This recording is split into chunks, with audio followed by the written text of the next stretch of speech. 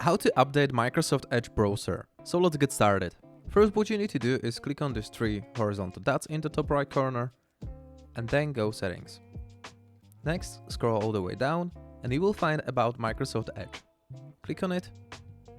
And if you saw the message, there was like checking for updates, and now we can see Microsoft Edge is up to date. So you don't need to do basically nothing. Basically it's on autopilot, so usually you don't have to download updates manually. But if you don't have this up to date and you get some update here, just simply download it.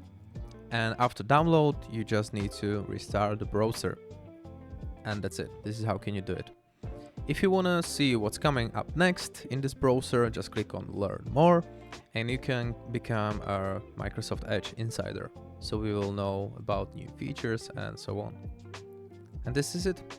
Thank you for watching. If you find it helpful, please leave a comment or like. And if you want to see more, subscribe to the channel. See you later.